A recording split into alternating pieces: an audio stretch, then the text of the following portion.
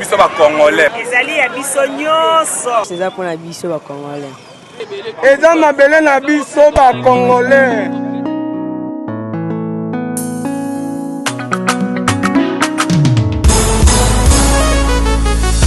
Ya biso yo yo yo. Ya biso yo yo yo. Ya biso yo yo yo. Moko yo Congo. Besi ya mwana zobeta masolo ya mboka na biso.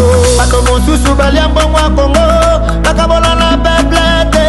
Ya biso yango wana eye. Kote sepela na bamine na biso. Ya biso yo yo yo. Biso bakolo mabele. Ya biso yo yo yo. Ya biso yo yo yo. Ya biso yo yo yo. Moko yo Congo. Ya biso ezalaka sokolingo bénéficie na bamineri yaka na projet na biso. Ya biso yo yo yo. Ya biso yo yo yo. Mosusu babosana na bango kemboka oyo ya biso bamineri pi ya biso ya bala oyo tokoka bala biso nyonso elongo peuple congolais ya biso yo yo yo. Ya biso yo yo yo.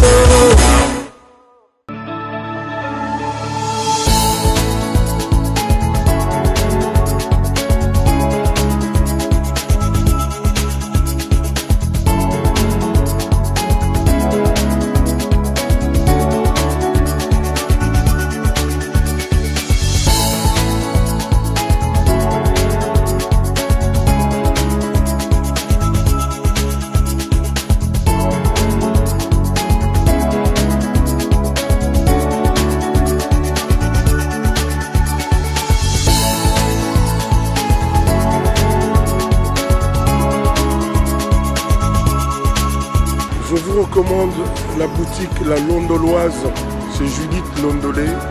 Si vous voulez être classe, chic, être habillé, être admiré.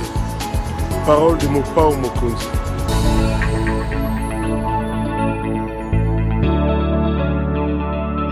Ce qu'on va faire, nous allons un peu alterner les rôles. Okay? Je vais le présenter, il va me présenter.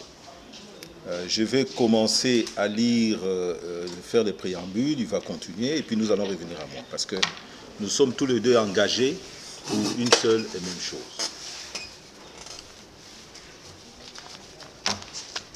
L'idée du CODED remonte, CODED, Collectif pour la défense de l'état de droit et pour le développement, remonte il y a plus d'une année. Mais nous l'avons mis un peu au frigo parce qu'on n'avait pas tous les éléments, on n'avait pas l'expérience et on ne savait pas comment les choses allaient se développer parce que on se disait, bon, là je risque de rentrer dans la conférence qu'on doit faire, mais je dois me limiter d'abord à présenter mon coéquipier qui est à gauche, c'est M. Emmanuel Omadjela. Il est expert en évaluation des politiques publiques depuis plus de 10 ans. Nous nous sommes rencontrés ici et c'est pour ça que je pense que nous devons collaborer ensemble compte tenu de son expertise. Ouais. Oui, à ma gauche, j'ai le collègue Benjamin Bajiki. Je l'appelle souvent Bajik, donc c'est lui Bajik Kishaï. Bajik Kishaï, est-ce que je n'ai pas massacré le nom? C'est bon, c'est bon. C'est très bien.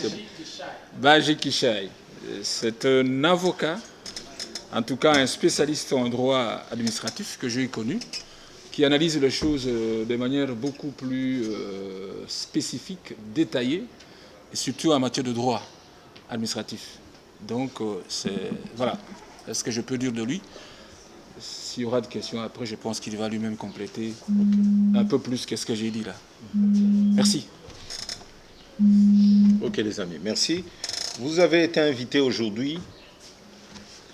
Vous avez été invité aujourd'hui pour vous annoncer la création du mouvement, qui est un mouvement citoyen, et que nous appelons Collectif pour la défense de l'état de droit. Il y a un certain nombre de considérations qui nous ont amenés à créer cette association. Nous pensons qu'en tant que Congolais, nous devons être conscients que nous disposons d'une faculté à travers laquelle nous pouvons contribuer efficacement à la promotion d'une société conviviale.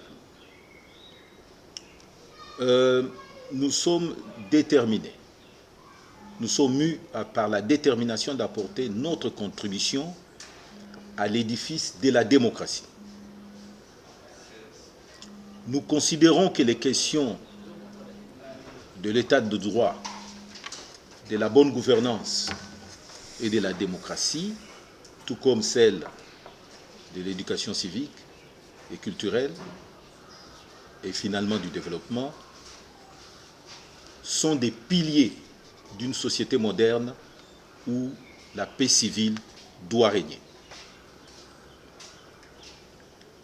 Notre grande préoccupation et notre grand souci est que nous voulons une société respectueuse de l'état de droit qui œuvre pour le développement de la nation congolaise.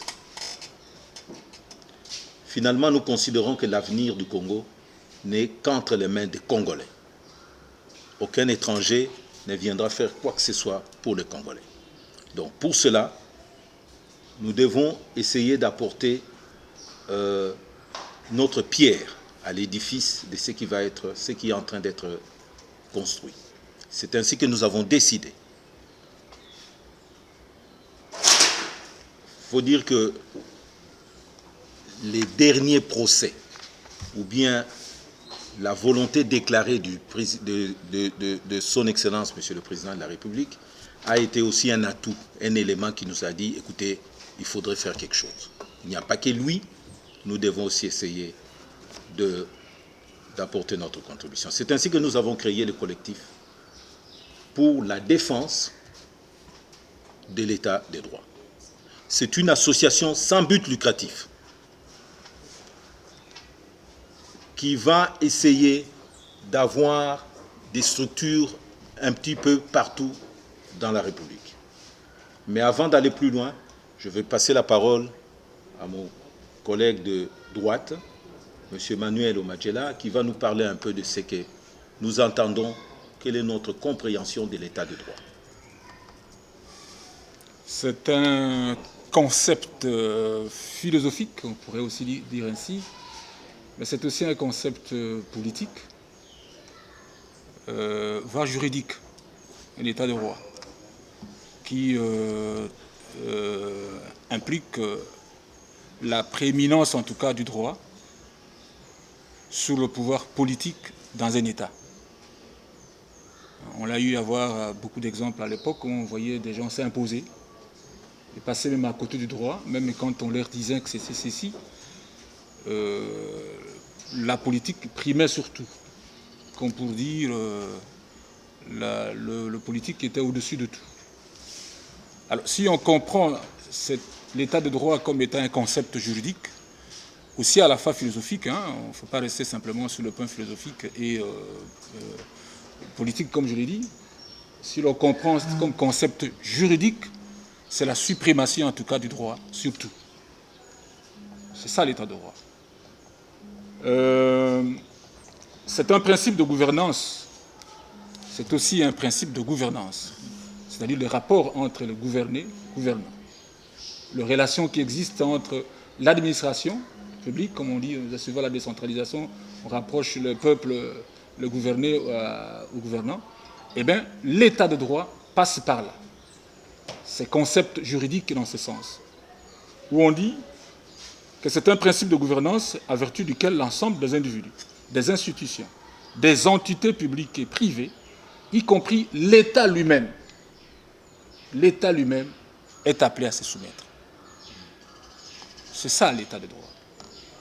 Et alors, mais si on comprend ainsi l'état de droit comme tel, bon, on s'est dit, mais c'est un beau bébé quand même, un joli bébé, je voulais dire. Doit-on le perdre? Non. On ne peut pas perdre ça. Il faut alors tout faire pour que finalement on arrive à conserver cela. Parce que cela va à l'intérêt de tous. Tout le monde en profite dans un état de droit. Aujourd'hui, vous pouvez être fort et demain faible. Tout comme on peut être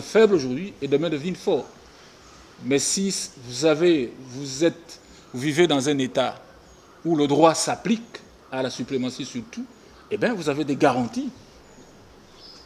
Voilà pourquoi nous, on s'est dit, comme Maître l'a si bien dit, nous sommes déterminés, en tout cas, à conserver cet état de droit, à lutter pour que cet état de droit puisse, en tout cas, s'implanter dans notre pays, pour que qui que ce soit ne vienne pas nous ravir cet état de droit.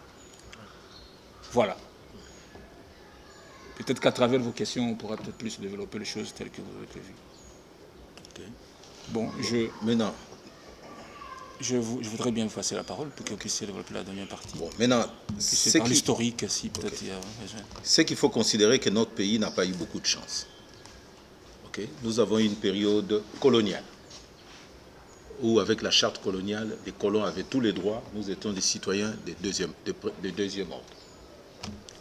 Après, on a eu une espèce d'intermède de démocratie, mais qui, comme vous le savez, ça finit avec un régime qui a pris 32 ans, pendant lequel le impère régnait en partie unique.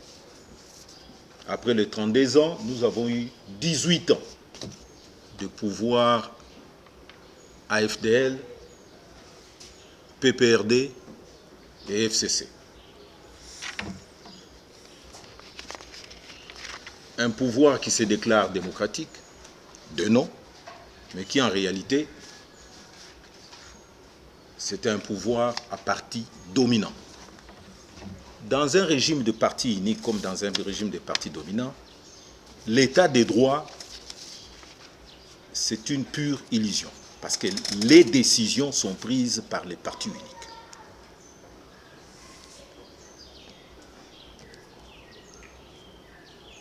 Mais je ne voudrais pas revenir ici sur tout ce que vous connaissez. Comme a dit mon collègue, l'état de droit, c'est quelque chose de nouveau, dans une certaine mesure pour notre pays. On en parle, mais est-ce qu'on le vit réellement? C'est ici qu'il faut considérer que sous le haut patronage du chef de l'État, le président de la République, Félix-Antoine Tshisekedi, il a décidé que l'état de droit était la pierre angulaire, l'élément nouveau qu'il apporte pour changer les choses dans notre pays, pour changer l'histoire, pour amener le Congo d'être demain un pays émergent. Cet élan du chef de l'État, sa volonté de faire du Congo un État des droits, ne doit pas être dévoyé, ne doit pas être détourné.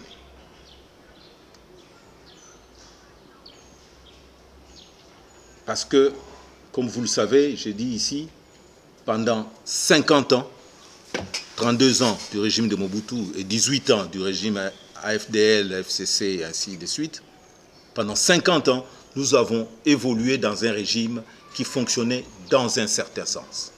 Donc, on a acquis des habitudes qui ne sont pas toujours des habitudes qu'on trouverait dans un État qu'on veut de droit. D'où la nécessité d'avoir un groupement, un mouvement qui doit veiller nuit et jour que le droit ne serve pas seulement comme par le passé, mais qu'il soit vraiment le droit qui soit comme le roi de tout le monde. Mon collègue a parlé aujourd'hui, il disait même l'État est soumis. Oui, même l'État est soumis au droit. Même les fonctionnaires de l'État sont soumis au droit. Je pense qu'une des choses qui nous a encouragés pour finalement sortir et commencer à partir d'aujourd'hui d'avoir une activité pour notre mouvement, c'est le procès qu'on a eu de l'ancien directeur de cabinet du chef de l'État. Quand nous avons vu ça, nous pensons que le chef de l'État est dans la logique de vouloir vraiment la prééminence du droit. Mais il est essentiel que quand on installe l'état de droit, c'est une des solutions pour que le Congo sorte du marasme, des conflits qui sont nôtres au cours de ces 50 dernières années. Alors, il est essentiel pour instaurer avec succès une paix durable, de poser les bases juridiques solides d'institutions démocratiques, transparentes, responsables et efficaces, gouvernées par les principes de la légalité. L'État ne devrait pas agir sans base légale. Dans un État moderne, on ne se réveille pas, on pose des actes comme si de rien n'était. Il faut une loi, il faut des lois, il faut des règles. Oui, les lois ne couvrent pas toujours toutes les matières. Il y aura toujours des lacunes. Mais le pouvoir de combler les lacunes, ce pouvoir n'appartient qu'au tribunal supérieur qui est ici pour nous, qui peut être la Cour constitutionnelle, la Cour de cassation. Je dirais que c'est plus la Cour constitutionnelle, parce que même les décisions du Conseil d'État sont sujettes, certaines d'entre elles, devant la Cour suprême. Alors, le pouvoir judiciaire doit être un pouvoir indépendant, impartial et efficace. Parce qu'il est perçu comme le garant de la stabilité politique et de la sécurité indispensable au développement de ce pays. Voilà un peu en résumé les différentes considérations qui font que nous avons créé le groupe CODED, qu'on appelle C-O-D-E-D, dont les objectifs, je laisserai à mon collègue de droite de nous présenter les quelques objectifs que nous nous sommes fixés à atteindre pour notre groupement. Oui, très bien. Merci, cher collègue. En fait, parmi les objectifs qui nous ont poussés à créer ce cadre de réflexion, ou ce cadre qui aura un regard important sur la marche de l'administration, c'est qu'on s'est dit, mais à quel niveau devrait-on se rappeler ou devrait-on quand même juger en gestion de projet, on appelle ça, quelles sont les matières sur lesquelles on peut, disons, un baromètre, hein, sur lesquels on pourra demain juger un état de droit. On les appelle le critère de, disons, on les appelle le critère d'évaluation en fait. Un certain nombre d'éléments sur lesquels on doit se baser pour pouvoir dire, mais ici c'est 7 sur 10, c'est 3 sur 4, c'est sur 10, ou 5 sur 5, ou ainsi de suite, tout ça. Il faut un baromètre, il faut certaines références, où on dit certains indicateurs à partir desquels on peut arriver quand même à juger, bon, à juger aussi pas apprécier la marche d'un État de la nation. Ça, on arrivera. Et alors on s'est dit, on se donne comme objectif, et l'objectif fondamental ici va être la promotion en tout cas de l'état de droit, dans toutes ses définitions juridiques. Mais il y a des spécificités qui vont être introduites et qui vont finalement, à partir desquelles on débouchera sur l'objectif général, qui seront, comme par exemple, établir les liens locaux, provinciaux, internationaux, avec les partenaires œuvrant dans le domaine de la démocratie. Ce serait important. Ça veut dire que l'association sera établie à travers toute la République, mais également aussi en dehors de la République, à l'étranger, et ainsi de suite. Le but, rassurez-vous bien, c'est de récolter les données. Vous savez qu'un travail comme celui-là demanderait à ce qu'il y ait des rapports, des éléments, les éléments du terrain. Ce seraient des données du terrain qui permettront à ce qu'on puisse apporter un jugement sur telle ou telle action sur le terrain. Ce sera mettre à contribution la capacité intellectuelle et matérielle pour la promotion de la bonne gouvernance et de la démocratie. On fera cela Votre cadre est né pour ça. Le cadre est né également pour innover, renforcer les capacités locales sur la promotion de développement. Vous savez que le développement est sujet à la justice. Dans un État où il y a un désordre, le désordre ne profite jamais au développement. Et si on veut reconstruire cet État, eh bien, on passe par l'État de droit. Et tous ces éléments-là vont pouvoir se faire analysés. Il y a également initié et renforcé le programme d'éducation civique et culturelle dans les différentes composantes de la société. Important que nous ayons un cadre qui quand même nous rappelle, qui rappelle soit à nos enfants, à nos petits-fils, qu'il y a, lorsqu'on vit dans une société, il y a des modèles, il y a des choses qu'il faut faire, dont il ne faut pas faire non plus. Et là, on va renforcer évidemment ces actions, la question des droits civils. Il y a la lutte contre des injustices. Vous savez que les injustices sont souvent à la base de la frustration. Et la frustration, vous savez très bien, c'est que ça crée dans nos États qui sont encore fragiles, les États africains généralement. Parce que je suis au pouvoir, je veux faire voir à tel que je suis au pouvoir, et bien puis finalement, puisque l'autre dit, mais puisque vous pensez que vous êtes plus fort, je vais vous faire voir que moi aussi je suis, ainsi de suite. Et ça engendre tout ce que nous avons. C'est ainsi que votre cadre est là, prêt en tout cas, pour jeter un coup d'œil sur le développement de tous ces éléments-là. Donc la lutte contre les injustices. Pousser à la naissance d'une société modèle, et surtout démocratique. Il ne faudrait pas que lorsqu'on pense, au moment où l'on pense que la démocratie est là, et qu'on nous la vole. Parce qu'on peut nous voler la démocratie de plusieurs façons. Hein. On peut mettre les acteurs politiques en conflit. On peut tromper la société, donc le peuple. Autrement, et puis on nous prend la démocratie. Et puis finalement, on constate par la suite, on a connu ce que les collègues à régime qui sont passés, qui se disaient démocratiques. Mais lorsqu'on voyait dans le fait, eh bien, c'est là très loin de ce qu'on pouvait appeler la démocratie. Il y a tous ces éléments-là qu'il faut voir. On va également susciter les réformes. Ce pays, je vous assure que ce pays a besoin de plus de réformes. De réformes dans l'administration publique, de réformes dans la justice, beaucoup de réformes. De réformes dans notre système de défense, hein, dans l'armée, les services secrets, la police et tout ça. Le pays a besoin de réformes. Mais qui peut réformer? Quand réformer? Comment réformer?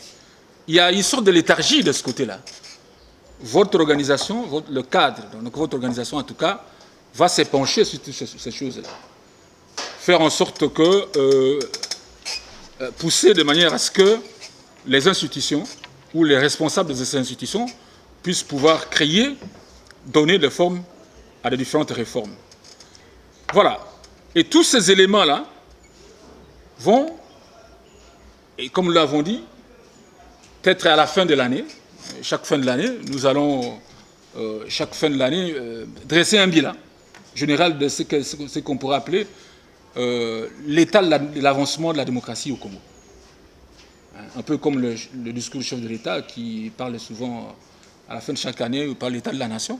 Nous parlerons de l'état de la démocratie, de l'état de droit, où on va donner les baromètres pour dire voilà, nous étions à tel point, nous sommes arrivés à tel niveau, nous devions atteindre tel élément. Donc il y a des objectifs fixés, spécifiques, et puis partir de ces objectifs pour relever finalement les indicateurs, et à partir desquels nous allons juger pour dire, bon voilà, à tel niveau, nous avons prévu ceci, nous sommes arrivés à tel niveau, qu'est-ce qui ne va pas, qu'est-ce qui n'a pas marché, et qu'est-ce qui a marché, et qu'est-ce qu'il faudra faire demain pour que finalement ça avance.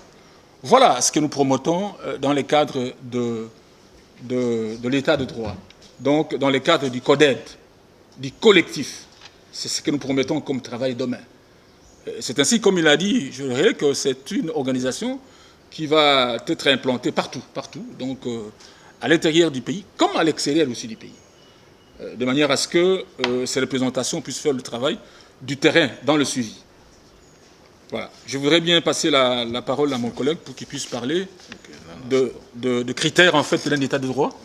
Quels sont les critères à partir desquels, comme je dis, à chaque fois on pourra donner un petit rapport à la fin de l'année pour dire nous sommes arrivés à tel endroit, ou on peut partir de tel, on arrive à tel. Merci. Merci. Mais bien avant cela, je pense que nous avons réuni ici le 4e pouvoir.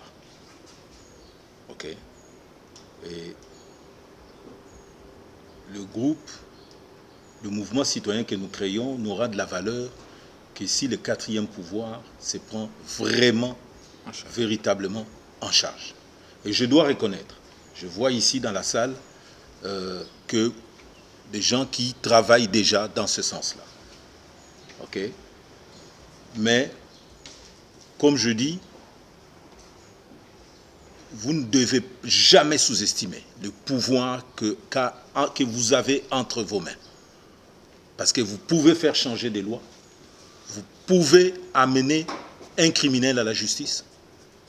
Vous avez cette capacité-là. Et la chance que nous avons un chef de l'État qui ne serait pas là pour que la GED, je pense que c'est le groupe de journalistes en danger, oui, pour que la GED pour crier à la fin de l'année. Donc, ne vous laissez pas faire et nous aimerions bien évoluer avec vous en partenariat pour que ce partenariat ne soit pas un partenariat à sens unique, mais que ce soit un partenariat pour vous, mais aussi pour nous. Nous ferons des efforts, mais nous voudrions que demain, notre système, enfin nos journalistes, aient un certain degré d'indépendance pour qu'ils puissent vraiment, totalement, sans aucune pression, agir dans l'intérêt de notre démocratie. Cela dit, mon coéquipier ici a parlé de réformes. Nous allons stimuler des réformes. Quand on parle de réformes, on parle des lois. Et quand on parle des lois, c'est ça le fondement de l'état de droit. Donc, un des premiers critères de l'état de droit, c'est la légalité. La légalité, c'est-à-dire dans une société moderne, rien ne se fait en dehors de la loi. Nous avons des coutumes, nous avons des pratiques, mais quand on parle de loi ici, c'est loi au sens large. Ce n'est pas seulement la loi adoptée au Parlement, mais ça fait partie aussi de nos pratiques, de nos habitudes, des décisions judiciaires, ainsi de suite, ainsi de suite. Il faut qu'il y ait une base légale qui justifie cela. Bon, bien sûr, je parlais des pratiques, mais quand on a des pratiques qui ne sont pas conformes au droit, ce sont des pratiques à bannir. Quand on a des pratiques qui violent ou qui vont dans le sens de préserver certains intérêts contre l'intérêt général, ce sont des pratiques que vous et nous allons œuvrer pour que ces pratiques-là, même si elles ne sont pas encore prévues dans la loi, mais qu'on ait des lois qui mettent fin à ces pratiques. Dans l'état de droit, on a aussi les principes de sécurité juridique. Les principes de sécurité juridique s'expliquent ainsi, c'est-à-dire que l'individu, avant de poser son acte, il pose l'acte en considération de ce que le droit prévoit. Si le droit a prévu que les barbus seront condamnés, si vous êtes barbu, vous saurez que vous allez être condamné. Mais par contre, si on n'a pas prévu cela, on ne peut pas vous condamner. C'est la même chose. Là, j'ai parlé du droit pénal, mais ça peut être aussi pareil dans les autres domaines du droit. Quand on dit que tel tribunal doit s'occuper de tel dossier, c'est ce tribunal-là qui doit s'occuper. Ce n'est pas un autre tribunal. Donc les individus, en posant leurs actes, ils anticipent que la loi nous protège. Donc le principe de sécurité juridique. Mais il y a aussi le principe, troisième principe, c'est celui de la prévention de l'abus de pouvoir. Comme on a dit tout à l'heure, l'état de droit, c'est aussi pour protéger les administrés contre l'administration. Parce que l'administration, des fois, pose des actes qui constituent des abus de pouvoir. Quatrième principe, c'est le principe de l'égalité dans la loi, devant la loi, ou la non-discrimination. On ne peut pas traiter deux personnes présentant la même situation différemment. Une fois qu'on a pris une décision dans un sens par un tribunal supérieur, on doit considérer que le même tribunal va décider dans un cas semblable dans le même sens. Sinon, il y aura inégalité de traitement. Les uns seront traités avec faveur, les autres avec des faveurs. Les femmes seront traitées avec faveur, les hommes avec des faveurs. Ou bien les pauvres seront traités différemment des riches. Et puis finalement, l'accès à la justice. La question de l'accès à la justice, c'est qu'une question que notre pays a encore beaucoup de chemin à faire. Certes, l'action à la justice doit être équitable. Mais parfois, il y a des gens qui manquent des avocats pour les représenter devant le tribunal. Est-ce que quelqu'un qui se rend tout seul au tribunal sans avocat, est-ce qu'il sera mieux défendu que celui qui a amené 3, 4, 5, 6 avocats? Donc, ça fait partie des réformes que nous allons susciter pour que tous ces critères que nous allons susciter avec vous, le 4e pouvoir, que nous allons susciter avec vous, pour qu'on change, qu'on ne nous vole pas cet état de droit, qu'on ne nous vole pas notre démocratie. Alors voilà un peu, en substance, la présentation que nous avons avec vous aujourd'hui. Nous sommes disposés à répondre à toutes les questions que vous pourriez avoir. Merci beaucoup. Non, je crois que j'aimerais justement ajouter quelques illustrations. Oui, je m'excuse, mon collègue voudrait ajouter quelque chose. Non, c'est parce que, oui. Excusez-moi, parmi les critères que les collègues ont cités ici, vous avez plusieurs cas d'illustration. Je crois qu'on va peut-être rajouter ça à travers vos questions, si vous en avez certainement. Le cas, par exemple, l'accès à la justice. L'accès à la justice pose énormément de problèmes dans ce pays. Moi, j'ai un cousin qui est venu me voir pour une situation. Quand il vous explique, il a pleinement raison. On lui a arraché une parcelle. Il a construit, il a investi tout ça. Mais ça fait depuis 5 ans qu'il court derrière le tribunal. Il passe d'une chambre à une autre, d'un tribunal à un autre, ainsi de suite. Et puis finalement, il paye et il paye. Jusqu'au point où il n'a plus de moyens pour continuer à payer. Et c'est pour ça que nous avons dit, même dans ce que nous avons évoqué ici, que dans ce pays, c'est vrai qu'on ne pourra pas mener à bien, défendre à bien l'état de droit, si notre justice, l'organe qui est appelé lui-même à dire la justice, n'est pas aussi accessible aux citoyens même, qu'il est censé défendre. C'est un élément important. Et si cet organe lui-même ne joue pas un rôle important aussi, il y a plusieurs cas d'illustration que l'on pourra citer ici. Moi, je disais souvent à Maître, je dis, mais qu'est-ce qui se passe à travers les provinces? Les cas de gouverneurs de région, de province. Très souvent, on attend que, pour raison de la mégestion, tel gouverneur saute. Pour raison de détournement, très souvent, on dit détournement de fonds, machin et tout ça. Là. Très bien, la motion de censure passe, et puis finalement, on oublie qu'il y a de partis qui sont lésés, notamment le peuple. Mais puisqu'il a détourné, et puisqu'il est parti, mais où gère-t-on l'affaire des détournements? À quel niveau gère-t-on? Et ça s'arrête là comme ça.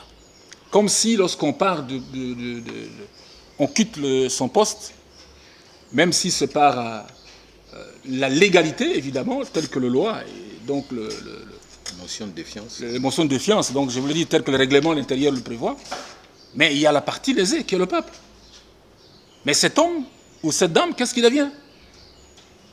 Ça, c'est important aussi, il faudrait qu'on gère. On gère les actions. Nous avons beaucoup de cas comme ça d'illustration, peut-être que vous allez évoquer.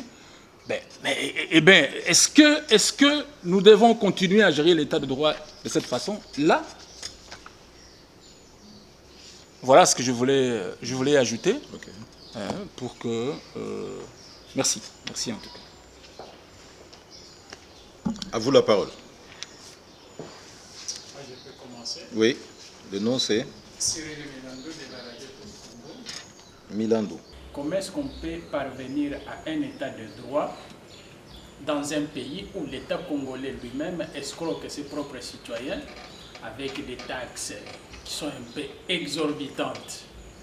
Un État qui est devenu même plus commerçant que les Congolais eux-mêmes, avec des gens qui travaillent, des fonctionnaires par exemple, qui ne sont plus payés depuis plusieurs années, les cas des administrateurs des territoires que l'ancien chef de l'État avait nommés, jusqu'à aujourd'hui, ils n'ont jamais été payés. Comment on peut devenir un État de droit face à des gens qui ne sont pas payés, qui sont pauvres? Et c'est ça en fait ma question.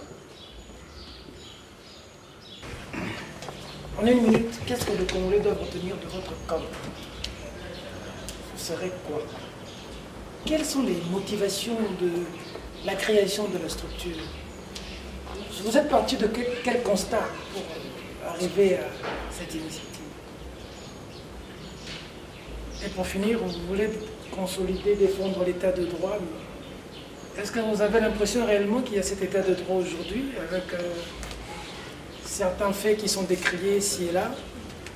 Prenons le cas de la FEC où on fustige l'attitude du Conseil d'État par rapport à ce qui s'est passé à l'élection récemment. Je vais rentrer un peu par la nomination de juges, on parle du contre-ça, ça crée des tollés généraux. Est-ce que vous avez l'impression que cet état de droit est effectif aujourd'hui? Ou est-ce que parce que vous soutenez les chefs de l'État, la manière dont je vous ai entendu parler, que vous venez défendre ce que les autres qualifient de violation de la Constitution?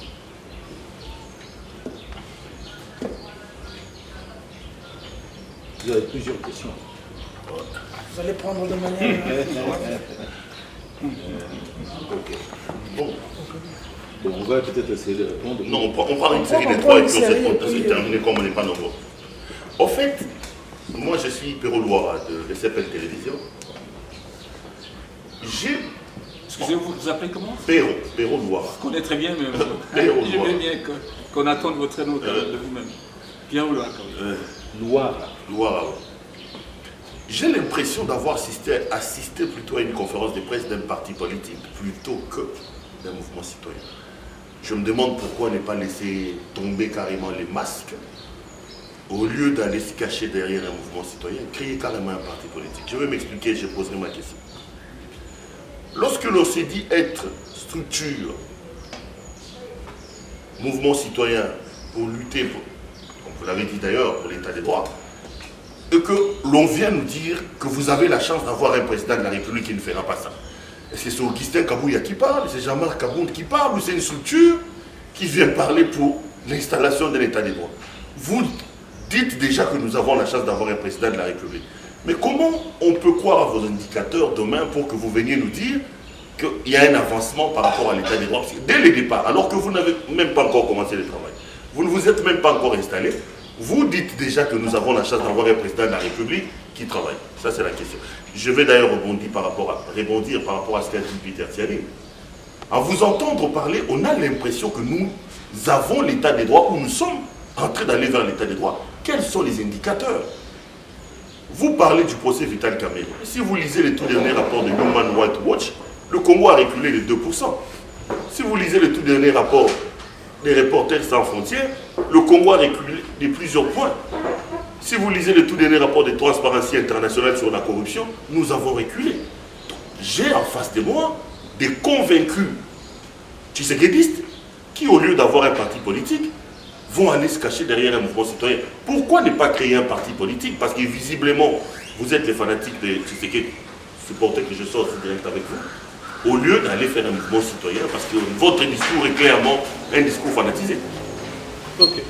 Oui, mais je suis un peu désaxé parce que lui, il a demandé qu'on résume en 1 minute notre présentation. C'est ça. Mais en même temps, vous dites qu'on réponde 1 minute à chaque question qui est posée. Bon, très bien. Je vais commencer par sa question. Je commence par sa question. Même vous-même, vous avez des opinions politiques. Ok? Je pense que tout est politique. Et autant nous devons appuyer les bonnes choses, autant nous devons contester les mauvaises choses.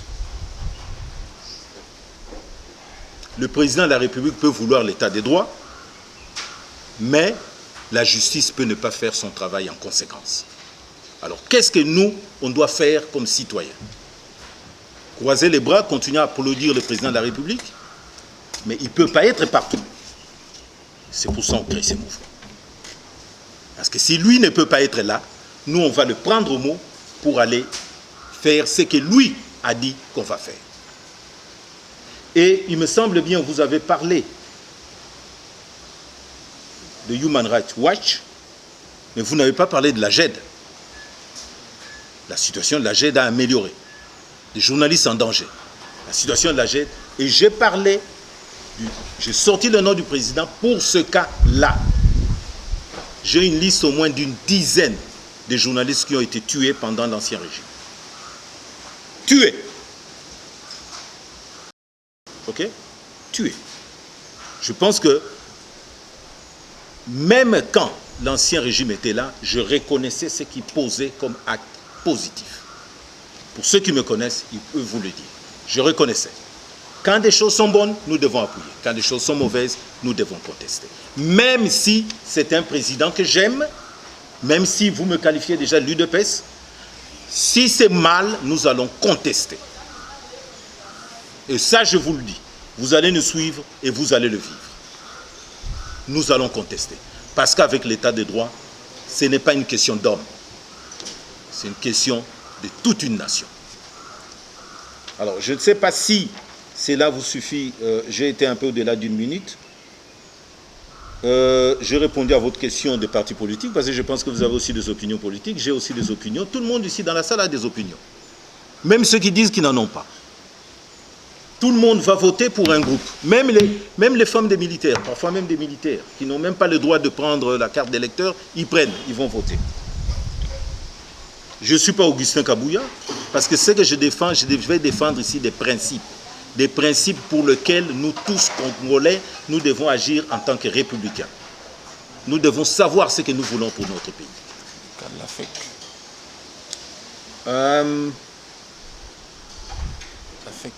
Nous sommes partis d'un constat. Ça, c'est la question. J'ai répondu à vos questions. Hein. Oui, ça va. Nous sommes partis d'un constat. Et je vais répondre aussi d'une certaine façon à une des questions qu'il a posées. Vous avez l'impression que nous sommes déjà dans un état de droit. Non, on n'est pas dans un état de droit. Ce n'est pas parce que les choses ne tournent pas toujours comme on veut. Nous sommes dans une société qu'on va chercher à peaufiner, à embellir. Il faut chaque jour, c'est un travail continuel. On ne doit pas baisser la garde. On doit continuer à pousser pour que nous devenions vraiment un état de droit. Et pour le faire, nous avons créé ce mouvement. C'est pour cela que nous avons créé. Parce que nous voyons qu'il y a... Écoutez, pendant les dictatures, il y avait des lois dans ce pays. Est-ce que ces lois étaient appliquées? Si elles étaient appliquées, comment étaient-elles appliquées? Donc, je pense que notre constat est que nous voyons qu'il y a quelque chose en train de naître et nous voulons soutenir ce qui est en train de naître pour aller de l'avant. Et c'est pour ça que j'ai fait cet appel au 4e pouvoir avec lequel nous voudrions cheminer. Quand les choses vont mal, nous devons le déclarer. Dénoncer ce qu'il y a. Nous devons dénoncer, nous ne sommes pas là, comme dirait l'autre, des tambourinaires pour être là, battre les tambours. Chaque fois, même quand ça va mal, nous battons les tambours. Non, quand ça ne va pas, nous devons dénoncer. C'est pour ça qu'on a ce mouvement citoyen. Et ça, je vous garantis, nous allons dénoncer, même si le président actuel encourage des actes qui ne sont pas conformes au droit, nous allons le dénoncer. Prenez ma parole, c'est un engagement que j'ai pris. Je ne sais pas si vous voulez réagir, compléter. Oui. Moi, je vous ai dit, mon collègue m'a présenté ici comme étant expert en évaluation de politique publique. Les politiques publiques se traduisent souvent par des projets, sont appliquées beaucoup plus par des projets. C'est-à-dire que j'ai eu, je pourrais dire, la chance d'avoir voyagé un peu plus dans le pays africain, à l'étranger aussi, hein. Burkina Faso, le Côte d'Ivoire, en Belgique, au Canada, où j'ai appliqué l'expertise en matière de suivi et évaluation de politique publique à travers le projet. Et je sais que les projets sont souvent gérés par des organisations souvent privées et qui travaillent par moments avec le public. des organismes privés. Je me rappelle bien dans les cadres de projets avant le coup d'État, aussi pas avant que l'homme de Burkina Faso soit chassé. On a travaillé avec, c'était un projet un projet français qui était mis en place pour la construction de routes, l'entretien de routes à terre dans le Burkina, Ouaga et consorts. Eh bien, les associations qui s'organisent en coopérative là-bas travaillent, sont financés par l'Institut français de développement, la coopération au développement, l'Institut français de la coopération au développement. Et lorsque je suivrai un jour, je crois il y a 2 semaines, le procès de ce que vous avez appelé quoi, la FEC, hein, la FEC, qui est une fédération de, comment on dit, des entreprises du Congo, que je considère comme une fédération, comme une association privée. Je l'ai même lu une fois, je l'ai appelé une fois, j'ai dit, mais qu'est-ce qui se passe avec cette histoire de la FEC, vous qui êtes avocat, vous comprenez un peu quelque chose là-dessus? Et qu'en est-il quand on parle d'une société privée, un regroupement privé, une association, qui, sur base de ce qu'il a comme règlement d'ordre intérieur, arrive à restructurer, hein, cherche à restructurer disons, ce qui la constitue, et qu'on arrive à l'immixtion de l'État dans ceci, en fait, comme le cas de la, comment on appelait ça, les conseils d'État. Je lui ai même posé la question, je lui ai dit, mais vous qui êtes homme de droit, mais j'ai comme l'impression qu'il y a un peu d'abus de droit, enfin un peu plus d'abus de pouvoir là-dessus, dans ce qu'il y a. C'est vrai, on a longuement discuté là-dessus. Moi, je suis resté convaincu, et je reste convaincu, que ce qui a été fait, mais ce que vous avez soulevé, Peter Tchani, je ne sais pas. C'est vrai que, bon, l'organisation étant encore jeune, nous allons inviter le spécialiste de droit, une sorte de commission pour analyser un peu le fait jusqu'au bout. Mais moi, je suis convaincu, et même j'ai convaincu l'avocat. À moins qu'il ait un autre son. Non, je peux réagir là-dessus tout de suite. En disant, mais non, mais ça, je crois que quelque part, il y a abus. Ouais. Je vais le dire tout de suite. La décision de la FEC, ce sont les décisions, c'est le type de décisions que nous contestons. La décision du Conseil d'État en la matière, elle est totalement arbitraire. Est-ce que la FEC, c'est une association sans but lucratif? Elle a un conflit d'organisation interne.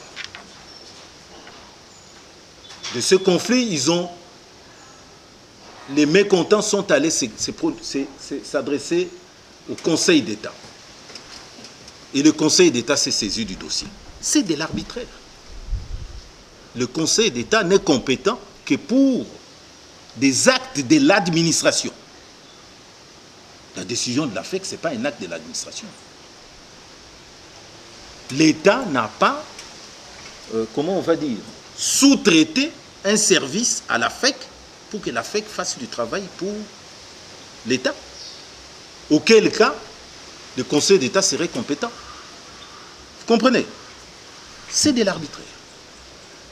Et ça, c'est de mauvaises décisions à balayer.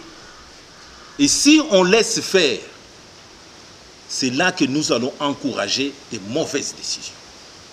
C'est une fausse décision, c'est une mauvaise décision, mais nous allons préparer un rapport sur cette question-là que nous allons publier. Parce que on ne peut pas permettre... Parce que demain, vous allez entendre que dans 20 clubs, ils ont des conflits pour choisir un dirigeant et ils n'arrivent pas. Ou bien ils sont en conflit et le Conseil d'État va se saisir de cela. Et va décider que nous allons mettre X à la place d'Y. Et demain, l'association dans les associations du quartier dans lesquelles vous êtes membre, le Conseil d'État va aussi intervenir parce qu'on va trouver un lien en disant non, ce que vous faites, vous vous occupez de l'enseignement, donc c'est un service public, donc vous répondez au Conseil d'État. Non, ça c'est des mauvaises décisions. C'est très clair et net. Bon, Maintenant, nous, on fera un rapport qui va confirmer tout ce que nous disons ici, avec des éléments. Je n'ai pas la connaissance de tous les éléments, mais j'ai lu un petit peu les statuts de la FEC. Je sais que c'est une association sans but lucratif. Alors, je ne comprends pas l'intervention de l'État dans ce cas-là. Bon, peut-être qu'ils ont des bons éléments, nous allons les découvrir, mais nous réunirons une équipe d'experts pour répondre, pour avoir la bonne position. Mais ma position est très claire. Avec mes 15 ans d'expérience, je peux vous dire, c'est une décision arbitraire. Pour répondre à la question de notre ami M. Cyril, vous avez dit, M. Cyril, que l'État, l'économie de notre pays est prise en otage par les étrangers. Je vous dis en tant que technicien dans le développement, évidemment, que je fais le même constat. Je fais le même constat. Quand vous allez dans des pays qui sont aujourd'hui, que nous appelons les pays développés, eh bien, vous trouvez que l'État intervient d'une manière indirecte à travers des organisations privées. Des organisations privées, et l'État soutient ces organisations privées, qui sont des grandes banques ou des banques, par exemple, derrière lesquelles ou à travers lesquelles les privés vont pouvoir emprunter pour pouvoir faire les activités. Ici, il n'y a aucun soutien. L'État n'apporte aucun soutien aux privés. Et ce qui se passe, c'est même la concurrence déloyale. Parce que vous verrez que la plupart de ces étrangers-là dont vous dites sont soutenus par leurs banques au niveau international. Leurs banques les soutiennent, ils vont, je ne vais pas citer les noms, ils vont dans leur pays, ils prennent des fonds, ils reviennent avec ces fonds ici, ils font les affaires. Donc ça casse complètement la concurrence nationale. Et pour vous finir, ce sont les étrangers qui occupent les pans entiers de l'économie. Et c'est la raison pour laquelle nous avons dit, mais attention, pour aller au développement, parce que tout ce que nous voulons à la justice dans ce pays, c'est pour que finalement il y ait la paix, et que la paix entraîne le développement, il faut que l'État s'implique dans le développement. Donc c'est pour ça qu'on a dit qu'il faut beaucoup de réformes, et beaucoup de réformes. Et je pense que le pays a beaucoup de réformes, il faut beaucoup de courage en fait ici, pour que finalement on arrive à avoir beaucoup de réformes. Vous vous dites qu'il y a des responsables de l'État qui sont devenus des commerçants. Ben oui, mais parce qu'en fait, soit que la loi existe, mais n'est pas appliquée, soit que des réformes, soit que ces lois nécessitent des réformes. Vous voyez ce qu'il y a. Donc c'est pour ça qu'on a l'impression que l'État congolais est livré à lui-même, alors qu'il faut beaucoup de courage politique pour arriver à faire marcher certaines choses. Notamment ce que vous dites. Là. Donc, bon bref. Je veux compléter à ce qu'il a dit. Il parle de l'économie est entre les mains des étrangers, c'est ça? Prise en otage par les étrangers. Par les étrangers. Vous dites aussi que comment avoir un état de droit face aux gens non payés. Ok? Bon, c'est parce qu'on n'a pas d'état de droit que nous voyons tous ces étrangers s'occuper du petit commerce. Si on respectait nos lois, ils ne devaient pas s'occuper du petit commerce. Alors c'est là que moi j'ai dit le rôle du quatrième pouvoir que vous êtes, dénonciation, pression sur les députés, pression sur les ministres, pour faire changer les choses. Ok? Bon, vous dites que les gens sont impayés, les fonctionnaires sont impayés. Mais ils sont impayés pourquoi? Parce qu'il y a des impôts personnels. Il y a des gens qui prennent l'argent de l'État, ils mettent dans leur poche. C'est tout. Aux dernières nouvelles, j'apprends qu'il y a eu quand même des améliorations ces 3 ou 5 derniers mois. Il y a des améliorations parce qu'on commence à serrer un peu la vis. Donc je pense que quand tout l'argent qu'on paye en termes d'impôts ira dans la caisse de l'État sans détournement, je pense que tous les gens seront payés. Mais pour y arriver, il faut des groupes de pression, le quatrième pouvoir, des mouvements citoyens. Ça demande tout ça pour bousculer, pour que les choses aillent dans un certain sens. Okay? On s'est battu pendant 50 ans avec la logique des droits de l'homme. Parce que les dictatures violent les droits de l'homme de manière continuelle. Mais quand on passe dans un régime où les droits de l'homme ne sont pas violés de manière systématique, comme dans des dictatures, mais les enjeux doivent aussi changer. Le nouvel enjeu, c'est mettre en place une structure moderne de gestion de la société. Et ça passe par l'état des droits. Tout à fait. Donc on ne va pas seulement se limiter à croire que l'état de droit, c'est tout simplement la violation parce que le droit du journaliste... Non, il faut aller jusqu'au niveau... Le salaire, par exemple, c'est un droit. Eh bien, l'état de droit passe par là aussi. Les détournements, par exemple, des cas comme ça.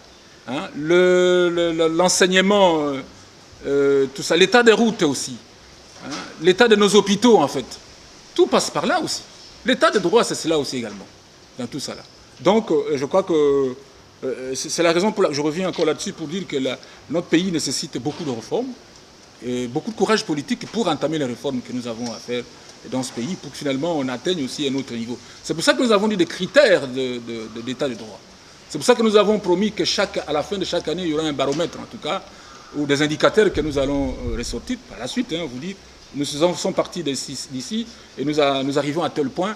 Je pense que nous ne sommes pas arrivés complètement au niveau où nous avons prévu parce qu'il y a eu des entraves à tel niveau et qu'il faut améliorer par la suite. Donc voilà des choses comme ça qu'on aura chaque fois de l'année. C'est à faire de rapport. Ok. Je ne sais pas s'il y a encore une question à laquelle on n'a pas répondu.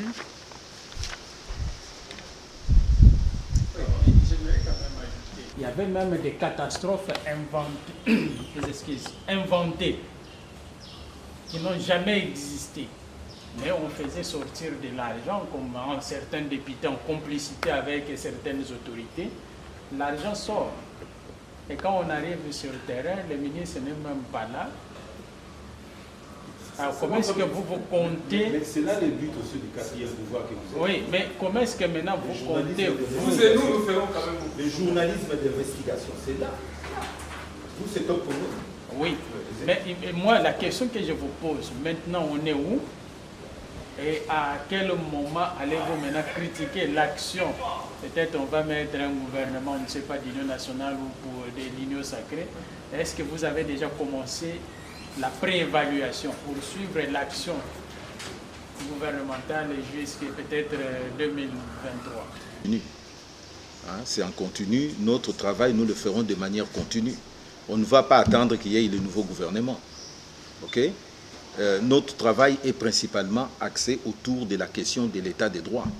Et dans cette logique de l'état des droits, on a les tribunaux, mais y compris les tribunaux administratifs principalement. Quand les tribunaux administratifs rendent des décisions, des relations qu'il y a entre les administrés et l'administration, nous pouvons peut-être nous porter partie civile. Quand les ministres décident sur certains dossiers comme celui-là, comme vous dites, il y a des inondations inventées. Écoutez, c'est pour ça que j'ai dit, le travail nous faisons en équipe. Nous avons dit ici parmi nos objectifs que nous allons essayer de mettre les structures de notre mouvement citoyen à travers la République. Si des choses comme ça arrivent, avec votre aide, si vous dénoncez, nous allons prendre aussi et nous travailler, parce que ça, c'était des stratégies, des détournements des deniers publics. Nous devons arrêter cela. Et ça ne peut être possible que si le travail s'est fait en communion. Je crois qu'en démocratie, il y a des éléments importants qu'il faut susciter chaque fois quand vous intervenez dans vos médias. C'est qu'il y a des instruments de la démocratie qu'il faut souvent utiliser. Inciter le peuple à utiliser des instruments. Parmi lesquels vous avez le marche, vous avez la dénonciation, vous avez les protestations, vous avez toutes sortes de... Évidemment, vous pouvez saisir le média, mais c'est ça les instruments de la démocratie. Il ne faut pas seulement se taire face à une complicité. Eh bien, si à votre niveau, vous arrivez à le dénoncer, vous nous envoyez les éléments. À notre niveau, nous verrons comment gérer l'action, ensemble avec vous. C'est-à-dire qu'après ici, on va revenir encore devant vous pour vous dire, voilà ce que nous avons mené comme action, comme ceci. Mais ça ne s'arrête pas à la formation d'un gouvernement. Ça peut naître aujourd'hui, et puis demain, c'est dissous. Et puis on fait encore un autre, ainsi de suite. Nous n'allons pas axer nos actions simplement autour de... Mais nous, en tout cas, la crainte, c'est que la démocratie que nous voulons tous ici, l'état de droit, donc, il faut la conserver, cette démocratie. Nous devons bien conserver cette démocratie. Il faut qu'on ne la confisque pas, ni par les politiciens, encore moins par des éléments spéculateurs. Donc c'est ça le but.